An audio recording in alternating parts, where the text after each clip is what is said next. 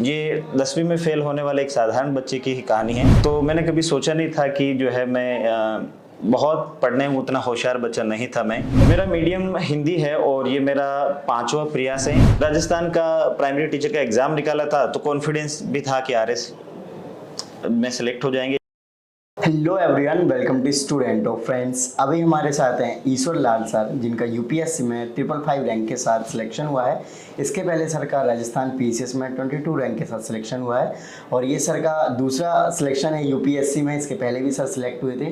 तो आज हम सर से उनकी जर्नी जानते हैं। सर हिंदी मीडियम के स्टूडेंट्स हैं और एक और इंटरेस्टिंग चीज़, ये 10वीं में फेल हुए थे और जैसे कि 12th फेल का तो काफ़ी चल ही रहा है और सर भी आईपीएस के लिए सिलेक्ट हुए। सो 10th फेल और 12th फेल दोनों ही एक प्रकार से कह सकते हैं सेम स्टोरी हो सकती है। सो जब सर से डिस्कस करते हैं, सर सबसे पहले आप अपना एजुकेशन बैकग्राउंड बताइए। जी, मैं जो है राजस्थान के भीलवाड़ा क्षेत्र से आता हूं और मैंने अपनी विद्यालय स्तर की पूरी पढ़ाई अपने गांव के ही राजकीय विद्यालय से प्राप्त की थी। कक्षा 5 तक अपने गांव के स्कूल से, फिर नज़दीकी पंचायत स्कूल से है जो है मैंने 12वीं तक की पढ़ाई कंप्लीट की। ओके। फिर मैंने नॉन कॉलेज स्टूडेंट के रूप में एमडीएसयू जो यूनिवर्सिटी है अजमेर से, वहाँ से बीए किया है नॉन कॉलेज स्टूडेंट के रूप में। बीएसटीसी किया है जो एक डिप्लोमा है जिसके माध्यम से मैं राजस्थान में प्राइमरी टीचर के रूप में सेलेक्ट हुआ था। ओके, आप अपने फैमिली बैकग्राउंड वगैरह के बारे में बताइए। जी सर, मेरे पिताजी जो है किसान हैं और एक छोटी किराना की दुकान करते हैं। माताजी गृहिणी हैं और 2019 में ही जो है प्राइमरी टीचर बनने के बाद मेरी शादी हुई थी।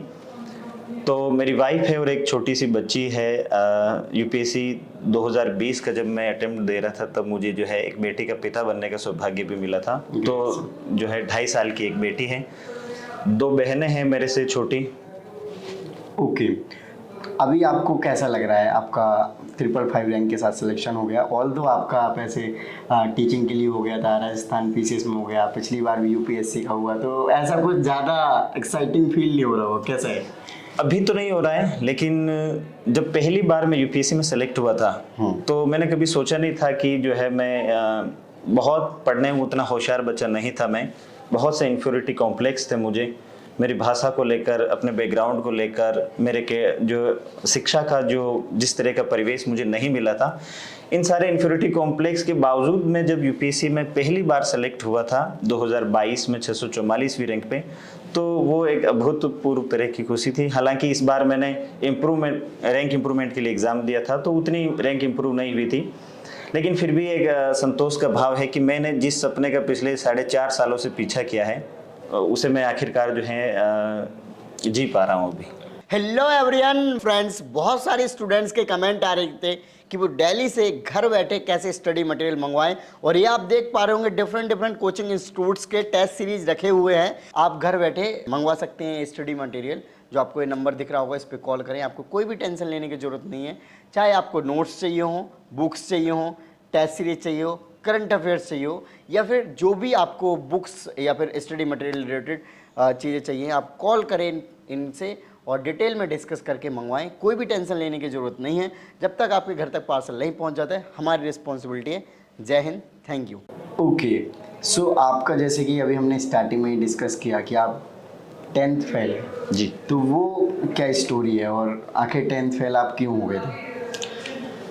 अब बहुत से सेलेक्ट होने के बाद बहुत से लोगों ने इस कहानी को 12th फेल जो मूवी है उससे रिलेट करके बताने की कोशिश की। हालांकि मेरा जो संघर्ष है वो मनोज शर्मा जी जो आईपीएस है और 12th फेल जो हम सब ने देखा उनका संघर्ष उस तरह का असाधारण संघर्ष नहीं है। ये 10वीं में फेल होने वाले एक साधारण बच्चे की ही कहानी है और न केवल मेरी ही कहानी है बल्कि हमारे उस क्षेत्र में मैं कोई अकेला बच्चा नहीं हूँ जो 10वीं या 8वीं के स्टेज पे फेल हो रखा हो। बहुत से बच्चे ऐसे हैं जो 8वीं 10वीं और इवन कक्षा 6 तक की पढ़ाई के बाद ड्रॉप आउट कर जाते हैं, फिर बेंगलोर, मुंबई, सूरत में आइसक्रीम की लाड़ियाँ या दुकानों पे काम करने का काम करते हैं। तो मेरे गाँव के, मेरे साथ के और उस क्षेत्र के बहुत से बच्चों की ये कहानी है। तो समस्या कोई भूख की नहीं थी, बस ये थी कि परिवेश ऐसा नहीं था शिक्षा का कि जो है पढ़ाई को बहुत सीरियसली लें, और मेरे व्यक्तिगत कारणों की वजह से ही मैं 10वीं में फेल हुआ था और कोई विशेष वजह नहीं रही। बस मेरे यह है कि 2011 में मेरे 10वीं में सप्लीमेंट्री आई थी मैथ और साइंस में। तो मैथ और साइंस मेरी वीक रही थी, वापस सप्लीमेंट्री का एग्ज़ाम दिया लेकिन मैं उसे पास नहीं कर पाया, तो 10वीं में फेल होने की कहानी बनी। हालांकि ये ज़रूर है कि वो असफलता मेरे जीवन की सबसे टर्निंग पॉइंट साबित हुआ। उसके बाद मैंने जो पढ़ाई की उसमें मुझे दोस्त अच्छे मिले, संगति अच्छी मिली और पढ़ने की जो ललक है वो फेल होने के बाद ही मेरे भीतर जगी और मैंने महसूस किया कि जब विद्यालय छूटता है तो एक बच्चे की पढ़ाई ही नहीं बल्कि उसका बचपन समाप्त होता है। तो वो 2011 का जो साल है शायद वो सबसे टर्निंग पॉइंट रहा हो मेरे जीवन में। ओके, सो आपका ये कौन सा अटेम्प्ट है और आपका मीडियम क्या है? मेरा मीडियम हिंदी है और ये मेरा 5वां प्रयास है। शुरुआती 2 अटेम्प्ट मैंने आरएस के साथ दिए थे और इस भाव से दिए थे कि यूपीएससी अपने बस की बात नहीं है और यूपीएससी को लेकर उतनी अवेयरनेस नहीं थी, बिना कोई ऑप्शनल प्रिपेयर किए इस तरह से। तो मैंने वो 2 अटेम्प्ट इस तरह से जाया किए, लेकिन तीसरे अटेम्प्ट में जाकर मैंने यूपीएससी में जो सीरियसली प्रिपरेशन की और मेंस लिखा। तो ये मेरा 5वां प्रयास है इस पर। ओके, ऑप्शनल क्या है और आपका? ऑप्शनल मेरा हिंदी साहित्य है। हिंदी साहित्य है, ओके। जनरली हिंदी मीडियम के स्टूडेंट ज़्यादातर हिंदी साहित्य ही ऑप्ट करते हैं। जी।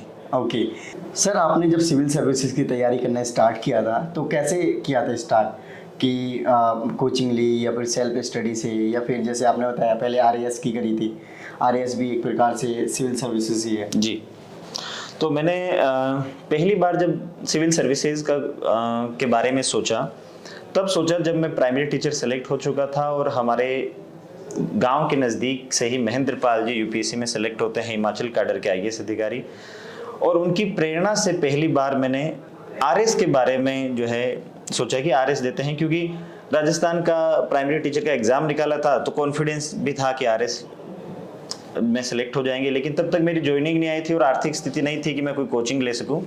तो महेंद्रपाल जी ने मेरा यहाँ जयपुर में स्प्रिंग बोर्ड कोचिंग में एडमिशन कराया था और उसमें मैंने प्रीलिम्स वाला बैच ज्वाइन किया था। पहला अटेम्प्ट मैंने आरएस का दिया।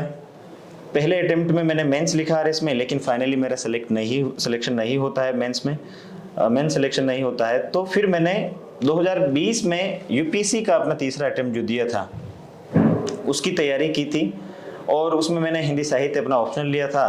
तो दृष्टि आईएएस का हिंदी साहित्य का मेरा पेनड्राइव कोर्स था विकास सर से, वहाँ से लिया।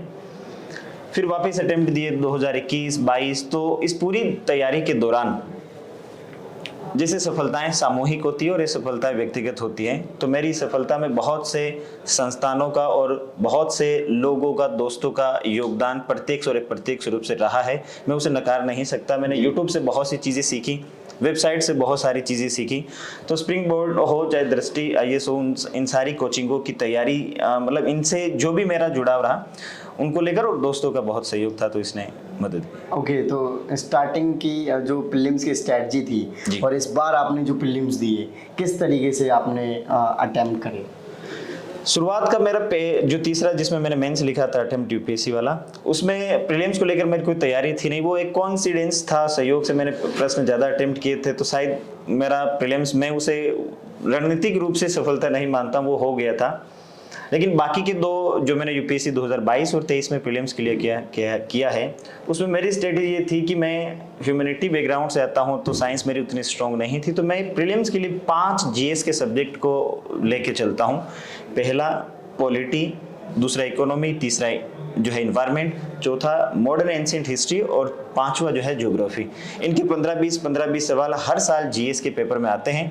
तो मैं इन 5 सब्जेक्ट के बदबूते जीएस के पेपर को क्लियर कर लेता हूँ। इसमें बेसिक पढ़ता हूँ, फिर 3 सब्जेक्ट पॉलिटी को और इन्वायरमेंट का करंट पढ़ता हूँ, एनसीईआरटी की टेस्ट लगाता हूँ, 10 साल की पीवाईक्यू देखता हूँ ये।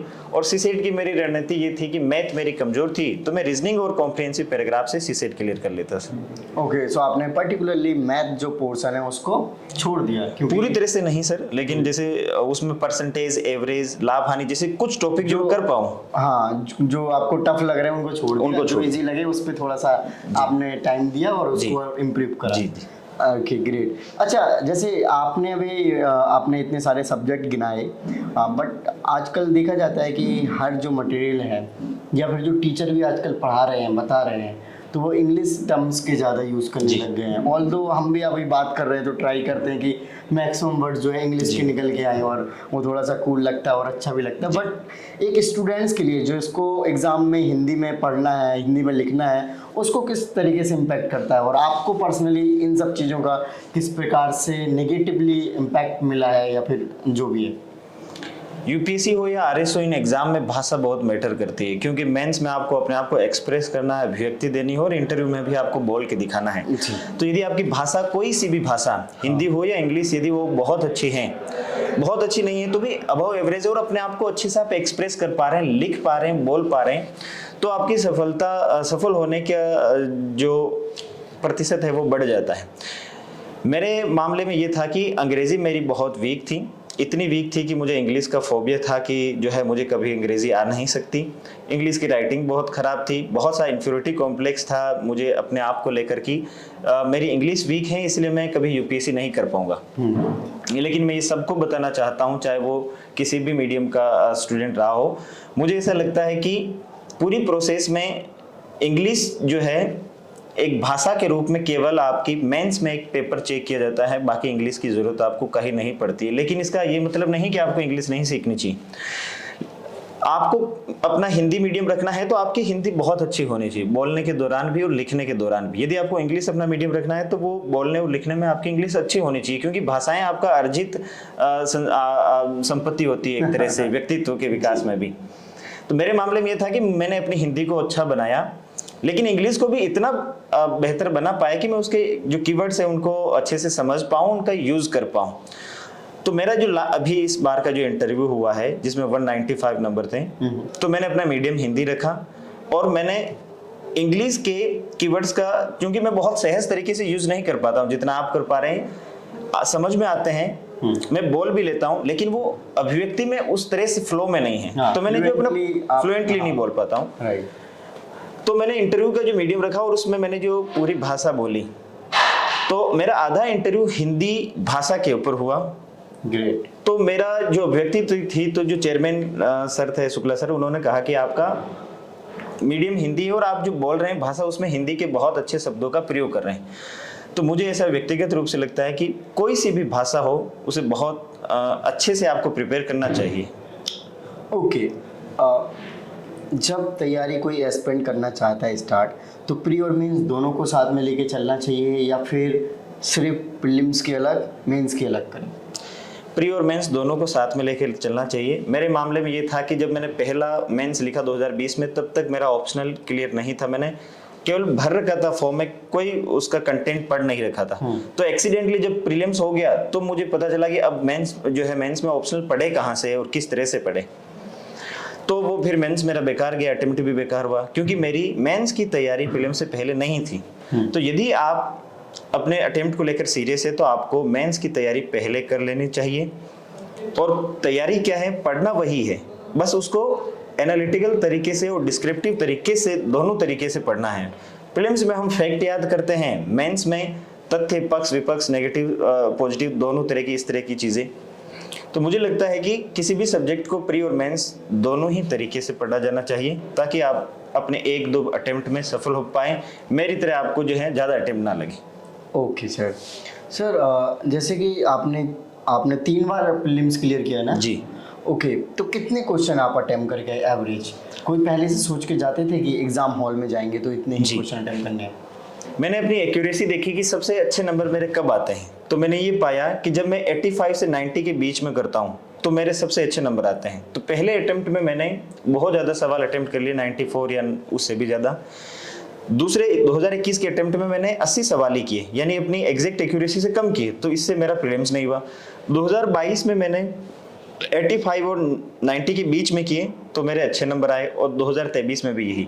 अब ये सबका अलग अलग हो सकता है। मेरे कुछ दोस्त हैं जो 85 और 80 के बीच में रहते हैं, कुछ है जो 90 प्लस कर लेते हैं। आपको ये टेस्ट और पीवाईक्यू जो भी सॉल्व करके देखना चाहिए कि आपकी एक्यूरेसी कितनी है, लेकिन मुझे लगता है कि 80 और 85 प्लस प्रीलिम्स में किए जाना चाहिए प्रश्न। ओके, तो एक्यूरेसी जो आप बता रहे हो, तो उसके लिए आपने क्या मॉक टेस्ट वगैरह लगाए? और मॉक टेस्ट लगाए तो किस तरीके से मॉक टेस्ट लगाने की आपकी अप्रोच है? मैं एग्ज़ाम के 2 महीने पहले टेस्ट लगाने में जो है रहा है मेरा इस तरह का। और मैं मार्केट से उठा के 30-40 टेस्ट चुनता हूँ और वो 30-40 टेस्ट जो है रोजाना का एक टेस्ट लगाता हूँ और लगातार जो है इस तरह के टेस्ट देता हूँ और इससे मुझे एक्यूरेसी अपनी पता चलती है।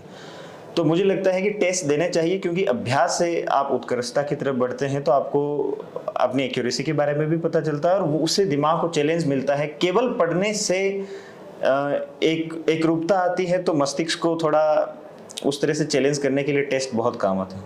ओके, आगे हम मेंस के बारे में पूछने से पहले आपने क्या किसी कोचिंग या फिर मेंटरशिप या गाइडेंस वगैरह लिए, जैसे कि आरएएस के बारे में तो आपने बताया था। जी, मैंने जैसे कहा कि मेरी इस छोटी सी सफलता में स्प्रिंग बोर्ड का एक हिस्सा है क्योंकि एक तो शुरू में आरएस की तैयारी जो मैंने यहाँ से की थी, आर्थिक स्थिति उतनी ठीक नहीं थी तो संस्थान ने भी सहयोग किया था। फिर मेंस में इनकी जो है स्प्रिंग बोर्ड की मेंटरशिप प्रोग्राम जो है उसका बहुत फ़ायदा मिला। इसके अलावा मैं दृष्टि आईएएस की वेबसाइट को लगातार विजिट करता था तो उससे मुझे फ़ायदा हुआ था और ऑप्शनल सब्जेक्ट मैंने जो है पेन ड्राइव कोर्स वहाँ से खरीदा था। तो इनका प्रत्यक्ष योगदान है। अप्रत्यक्ष रूप से बहुत से जो है अलग अलग जगहों से जो है सोर्स सीखे कंटेंट के लिए भी और उस तरह की चीज़ों के लिए मैं टॉपर्स के चैनल या यूट्यूब चैनल हो या टेलीग्राम उनका यूज़ करता रहा था। ओके, जैसे मेंटरशिप प्रोग्राम होता है तो उसमें किस प्रकार से हेल्प हो जाती है? उसमें ये होता है कि एक तो आपको प्रॉपर तरीके से टेस्ट लिखना होता है तो आसपास जो पीयर रिव्यू जो पीयर ग्रुप्स जो होते हैं उनकी जो रिव्यू आपको मिलते हैं उसका बहुत फायदा मिलता है। आप कंपैरिजन कर पाते हैं अपनी कॉपी और दूसरे की कॉपी के बीच में, तो उसका फायदा मिलता है। दूसरा, डिसिप्लिन बना रहता है। अगर आप थोड़ा अपने स्तर पे कर रहे हैं तो ये अनुशासन की टेस्ट आप नियमित तरीके से ना लिख पाए तो ये इस तरह के प्रोग्राम से फायदा मिलता है। ओके सर, अब आप अपने मेंस के बारे में बताइए कि मेंस के लिए आपने कैसे किया और क्या अप्रोच रखी है, थोड़ा सा डिटेल में। मेंस को लेकर मुझे कभी भी दिक्कत नहीं हुई क्योंकि मेरी आंसर राइटिंग ठीक थी, इस भाव से कि मैं लिख लेता था किसी भी टॉपिक पे कुछ भी, तो ऐसे वगैरह में दिक्कत नहीं आई थी। हालांकि प्रॉपर तरीके से न करने की वजह से ये रहा है कि पहले मेंस में मेरे नंबर उतने अच्छे नहीं थे और इस बार के मेंस में भी जो है ऐसे वगैरह में वो नंबर में जो चाह रहा था नहीं आ पाए। लेकिन मेंस हमेशा क्लियर हुआ है, चाहे मैं कितनी ही तैयारी के साथ दिया हो, मेंस हमेशा क्लियर हुआ है। तो मैं ऐसे, एथिक्स और ऑप्शनल इन तीनों की एक साथ तैयारी करता था। निबंध, हिंदी साहित्य मेरा ऑप्शनल और जो एथिक्स है, कोटेशन यूज का प्रयोग करना, एग्जाम्पल यूज करना, टॉपर्स की कॉपी देखना, वहां से अच्छी चीजों को चुरा के यूज कर लेना, अपने थोड़े नोट्स बना लेना, इस तरह की चीजें। जीएस मेरा थोड़ा वीक रहा है तो जीएस जैसे मेरे एक मित्र है विपिन दुबे, तो उनका जीएस बहुत अच्छा है तो वहां से उनसे मदद लेता था, उनकी कॉपीज, उनके फैक्ट वगैरह उनको यूज करने का प्रयास करता था। तो मुझे ये लगता है कि मेंस यूपीएससी का जो है वो इजी है, प्रीलिम्स थोड़ा कठिन है।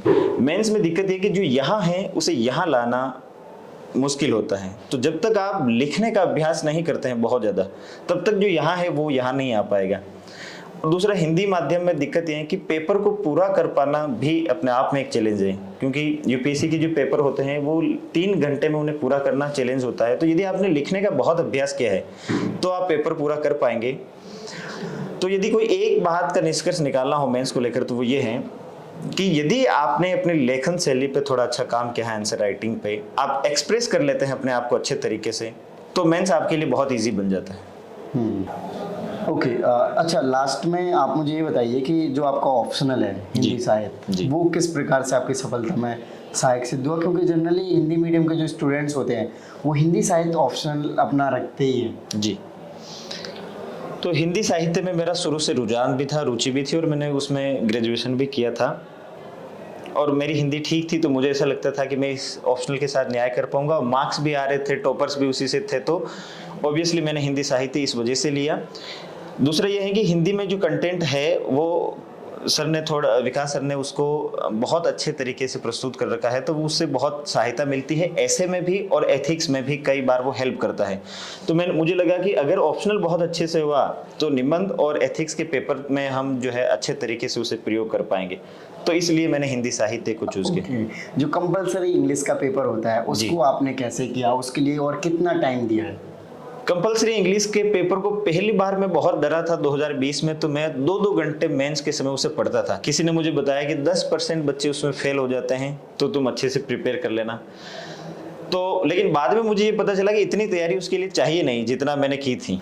तो बाकी के 22 और 23 के अटेम्प्ट में मैंने ज़्यादा देखा ही नहीं, बस ऐसे ही उसमें लिखना होता है, 100 नंबर का आता है। उसके लिए मैंने क्या किया कि 60-70 कोटेशन इंग्लिश में याद कर ली। एजुकेशन के ऊपर, वुमेन एम्पावरमेंट पे, इन्वायरमेंट पे, इकोनॉमी पे, साइंस टेक पे, क्लाइमेट चेंज पे, इस तरह के, और उनको यूज किया ऐसे में। मान लो एजुकेशन पे ऐसे लिखना है तो मैंने एक इंग्लिश का कोटेशन लिखा, फिर एक लिंकिंग पैराग्राफ लिखा, फिर एक इंग्लिश का कोटेशन।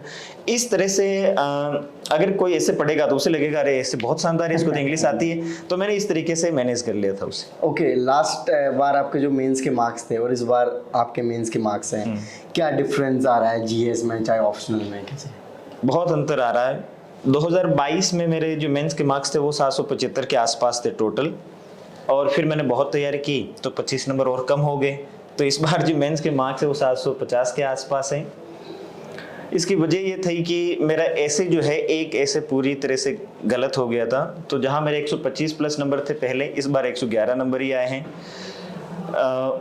ऑप्शनल में थोड़ा और अच्छे से प्रिपेयर किया तो मार्क्स बढ़ने की बजाय 2-3 व्याख्याएं गलत हो गई, जिससे मार्क्स और कम हो गए। हालांकि इंटरव्यू में जो मेरे मार्क्स है वो पिछली बार 160 से इस बार 195 नंबर मिले हैं। तो इंटरव्यू इस बार बहुत अच्छा हुआ था। लेकिन होता क्या है कि जब तक सारी चीज़ें बहुत अच्छी ना हो तब तक आपको उस तरह की रैंक नहीं मिलती है। तो कई बार क्या हो रहा है कि मेंस अच्छा हो रहा है तो इंटरव्यू खराब हो जा रहा है। इस बार मेंस खराब हुआ तो इंटरव्यू अच्छा हो गया। तो मुकम्मल कामयाबी तो मिली नहीं है, देखते हैं इस बार चॉइस वाले में। ओके, सो आप कुछ टिप्स और देना चाहें जो आपने अपनी प्रिपरेशन के दौरान कुछ सीखी हो या फिर समझ आई हो, कि अगर जो स्टूडेंट्स हैं इस तरीके से अप्रोच रखते तो जल्दी सिलेक्शन हो जाता? इस एग्जाम में यह है कि सफलता की कहानियां जितना नहीं सिखाती उतना असफल होने वाले लोगों की कहानियां हमें सिखाती हैं। मेरे ऐसे बहुत से दोस्त हैं जो 1 नंबर, 2 नंबर, 3 नंबर से इस एग्जाम की अंतिम चयन सूची से भी और इसकी प्रीलिम्स मेंस की प्रक्रिया से बाहर हुए हैं। और मैंने ये देखा है कि उनके प्रयास और हमारे प्रयासों में कोई बहुत ज़्यादा अंतर था नहीं। बस सहयोग की बात है कि हम लिस्ट के भीतर हैं और वो लिस्ट के 1-2 नंबर की वजह से लिस्ट से बाहर हैं। तो मेरी जो सफलता रही उसका मैं ये मानता हूँ कि मेरे ऊपर किसी से कोई उम्मीद नहीं थी मुझसे, न घर वालों को कोई उम्मीद थी, न वाइफ को, और ना किसी भी तरह की उम्मीद, क्योंकि मैं प्राइमरी टीचर बन गया था। तो वो खुश थे कि राजस्थान में, मैं जिस गांव से आता हूं, अपने गांव का पहला सरकारी सेवा में चयनित होने वाला व्यक्ति था प्राइमरी टीचर के रूप में। तो सब लोग बहुत खुश थे। यूपीएससी मुझे अपने लिए करना था। तो जब मैं पहली बार इंटरव्यू देने गया तो मैंने अपनी डायरी में लिखा था कि ये मेरे लिए एक हिस्टोरिकल मोमेंट है, एक ऐतिहासिक क्षण है, ऐसा पल जीवन में कभी आने वाला नहीं है। तो मैंने उस पूरी प्रोसेस को बहुत वाइब्रेंट तरीके से जिया, और यही मैंने पिछले 2-3 अटेम्प्ट में भी किया कि मैंने अपने आप से बहुत ज़्यादा उम्मीदें नहीं रखी। शायद इसी वजह से मैं प्रीलिम्स और मेंस या इंटरव्यू के स्टेज पे डरता नहीं था, डर नहीं, स्टेबल बना रह पाता था, और वो लगाव, वो डिटैचमेंट जो है शायद काम कर गया और मैं सेलेक्ट हो पाया। तो मेरा ये मानना है, डू एंड डाई वाली स्थिति न प्रीलिम्स में बनानी है, ना मेंस में और ना ही इंटरव्यू में। इस एक एग्जाम की सफलता जीवन की सफलता नहीं होती है। ऐसे बहुत से उदाहरण हमारे सामने हैं।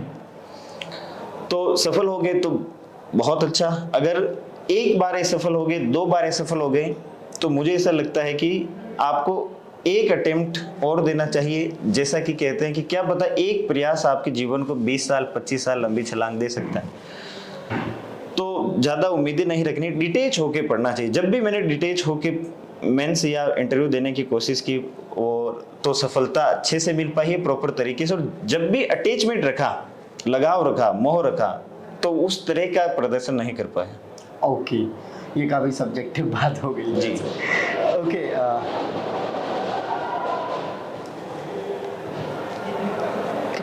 ठीक है। जैसे कि आपने बताया कि आपकी शादी भी हो गई थी, तो आप और टीचिंग में आपका सिलेक्शन भी हुआ, तो क्या आप टीचिंग कर रहे थे अपने घर परिवार का खर्चा चलाने के लिए, या फिर कोई और व्यवसाय करा तैयारी के साथ? मैं टीचिंग कर रहा था, प्राइमरी टीचर था। तो जैसा कि मैंने बताया कि कोविड-19 के दौरान जो लॉकडाउन में जो वैकेशन था, उन छुट्टियों में मैंने थोड़ी प्रिपरेशन की, जिससे मेरा पहला जो मेंस है यूपीएससी का वो अच्छे से हो पाया। बाकी के 2 अटेम्प्ट में मैंने जब भी मुझे मेंस और प्रीलिम्स देना होता था तो मैंने विदाउट पेमेंट रह के जो है छुट्टी लेकर जिस छुट्टियों को मैनेज किया। मेरे स्टाफ के साथियों ने बहुत सहयोग किया। मैं स्कूल में भी होता था तो उस दौरान जो है क्योंकि मैं पढ़ाने के ही काम में था और पढ़ना मुझे था, तो मैं जो भी प्रिपेयर करके जाता था वो बच्चों को बताता था। इस तरह से मैंने दोनों ही चीज़ों को आपस में जोड़ दिया। ओके, सो टाइमिंग आपका एवरेज आपने कितना दिया होगा पूरी तैयारी में? पूरी तैयारी ऐसी है कि मैं कहीं रह के बहुत अच्छे से तैयारी तभी कर पाता था जब मेरा प्रीलिम्स क्लियर हो जाता था। अब जब प्रीलिम्स क्लियर हो जाता था तो मैं कंप्लीट वेकेशन जो छुट्टी अवकाश लेके मेंस लिखने का मेंस लिखता था, और उस दौरान मैं ये देखता नहीं था कि कितने घंटे हैं। तो प्री और मेंस के बीच में बहुत अच्छी तैयारी होती थी। 10, 12, 15 जो भी घंटे में पढ़ पाता था वहाँ बहुत अच्छे से लगा पाता। ओके, तो रिवीजन का क्या साइकिल रहता था और आपका? मेरा रिवीजन का ये था कि मैंने अपने बेसिक नोट्स हमेशा एक ही रखे। नई चीज़ भी मिली तो उनसे जोड़ा। तो जो बेसिक नोट्स अब तक 4 अटेम्प्ट में वही के वही हैं, नई चीज़ें उससे जोड़ता गया। तो वो ऐसा है कि मैं उनको 10 बार, 20 बार, 30 बार पता नहीं कितनी बार रिवाइज कर चुका था, तो कोई ज़्यादा दिक्कत आई नहीं रिवीजन को लेकर। ओके, और एनसीईआरटी वगैरह? एनसीईआरटी मैंने पढ़ी नहीं है, पर मैंने 6ठी से लेकर 12वीं क्लास के एनसीईआरटी के टेस्ट लगाए हैं। मार्केट से बहुत सारे टेस्ट मिलते हैं, दृष्टि आईएएस की वेबसाइट पे एनसीईआरटी टेस्ट है तो वो लगाए हैं। तो इस तरह से मैंने एनसीईआरटी के टेस्ट लगाए हैं ताकि जो कंटेंट है उसके यूपीएससी के हिसाब से क्या सवाल बन सकते हैं उनको मैंने उसमें सोल्व कर लिए थे। ओके, सो लास्ट में आप फ्यूचर एस्पिरेंट्स को क्या मैसेज देना चाहेंगे?